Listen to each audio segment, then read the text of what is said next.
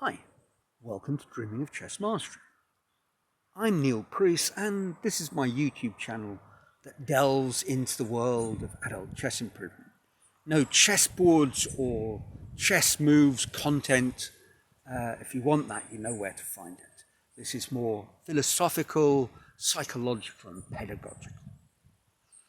Actually, it's not my only YouTube channel. I have another one, which really focuses around, speak about life philosophy in general. Sometimes rambling anecdotes, sometimes life improvement advice. Very often I find that what I say on one channel sort of bleeds into the other. Good advice in our life in general translates fairly easily into good advice for chess improvement specifically. And this week, once again, it proved to be the case. Because my video on my other channel was about an article on writing the book you've always dreamed of writing and why you don't. And essentially, the author's term for a big reason why you don't write that book is toxic preconditions. And I guess what he suggested in a nutshell, this isn't a video about writing books, is that we imagine that we need to write the book well and write it once. When in fact what we actually need to do is not set this enormous barrier for entry into the process of writing. We just need to write anything, good, bad, or awful. Just start writing and then rewrite. The idea that we're going to one day sit down inspired and it's going to simply, our masterpiece is going to flow from our pen or computer keyboard as written gold is just nonsense. Now, what's that got to do with chess, or how can we apply that to adult chess improvement? Well, a lot of the coaches in whichever medium you care to mention, the computers, books, your coach down the road, a lot of them will suggest the importance of obviously playing a lot, but then analysing your games afterwards. And more to the point, analysing your games without a computer, analysing them deeply, really picking apart your thought process.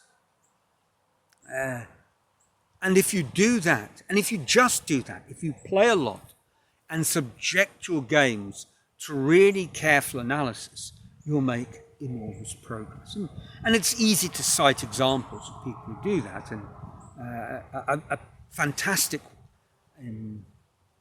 modern day flag bearer for the process of self-analysis is Alex Yermolinsky, a Russian emigre to the United States. When he left Russia, he was a promising player, but nothing special in the Soviet school.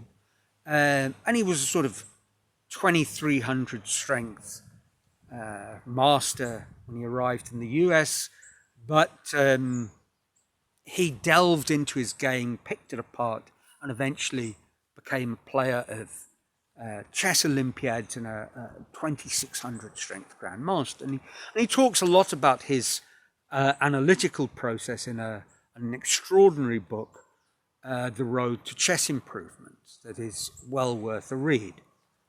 But you can see where I'm going with all of this. We are familiar with great chess analysis, and this becomes a toxic precondition to analysing our own games.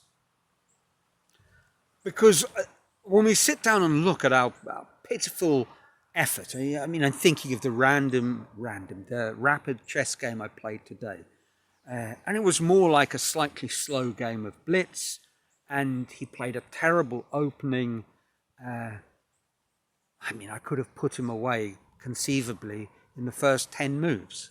but I played conservatively, and then my advantage dwindled. It was still significant, sort of +1, and eventually I started going wrong, but I was still trying to find a win where maybe it wasn't there anymore, and eventually I just hung a rook.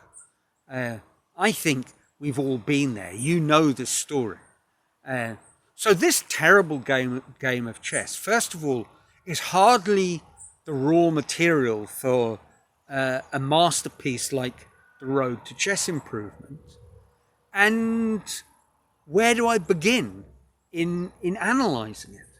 And I would like to argue that perhaps to overcome this barrier, whether it's the paucity of the material that we need to analyse, or of course the other side of the coin, the fact that if we are playing these terrible games, our ability to analyse them is limited. It's a bit like the famous remark of, I believe, Steinitz to a kibitzer, when the kibitzer kept on insisting, watching his post-mortem for game, with a question of why didn't you play this? Eventually, his put-down was cruel and pithy. He said, have you ever seen a monkey examining a watch? So there we are. Well, we are the monkey. How are we going to examine the badly designed watch of our chess games? At the same time, we have at our disposal this amazing resource, chess engine, that is not a monkey, but is a god of analysis. So my suggestion, if we're struggling to actually sit down and analyze our games, is to take as the skeleton of our analysis the moves, lines, suggestions that we remotely comprehend from the computer, or at least the ones that answer the questions where it is identified that we've made a clear and obvious mistake, and simply try and explain in our words, as if we were explaining to an absolute novice what the computer is telling us. And just do that. Don't try and add any flourishes or any analysis of your own. Just look at, what the computer's giving you. Now, it may be that you can remember, and certainly if you do your analysis of the game straight afterwards, what went through your mind, and perhaps you can check why your line was nonsense, and give that too. But as a starting point for the process of analysing your games, simply record, and by this I don't mean play through, I mean record, write down. And perhaps, when I say write down, take me literally. Get a notebook, copy the moves out, and write it down as if you were one of those old school writers. Ernest Hemingway dissecting the old man and his chess game.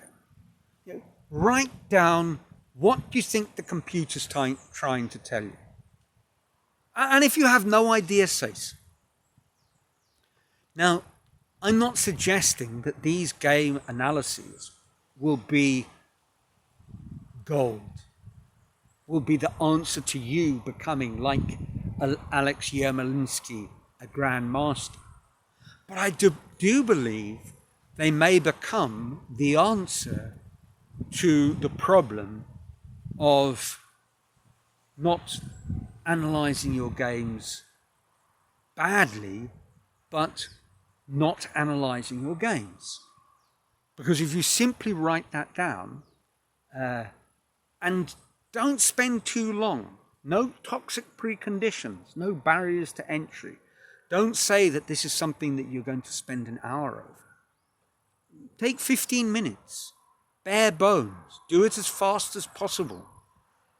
Don't type it out, don't check it, just as the writers sometimes call that initial draft of your masterpiece novel that never gets written. Some of them call it a shitty first draft. Another suggests or gives it an eloquent title, the vomit draft. Well, just vomit out, spew out some analysis and record it. And over time, just let that become a habit. And over time, you will build up in your self-improvement praxis analysis, self-analysis. And indeed, I believe that will be the cornerstone for your improvement. Now, I'm not suggesting all this because this is what I'm actually doing at the moment. There was a little spell when I tried to analyse my games, and my first attempt at really doing this properly was a disaster. And it was a disaster because I tried to establish the truth. And I remember one game where I missed a sacrificial idea which was extraordinary and beautiful, and I spent days on it. And I made a blog post out of it, and it was wonderful. Fantastic analysis. But I would have been much better off producing 10 bad first drafts of analysis of 10 different games than that one shining example. Maybe it wasn't that good anyway, but I thought it was. So there we are. That might be the route to improvement. Perhaps if you're really feeling daring and have a few minutes left over, start working on a spreadsheet of your grotesque blunders. That might be another way. Another little element to add into this process. But I'll leave that story for another day. That's it for this week. As always, I trust your chess lives are filled with joy and excitement. And until next week, from sunny Brazil,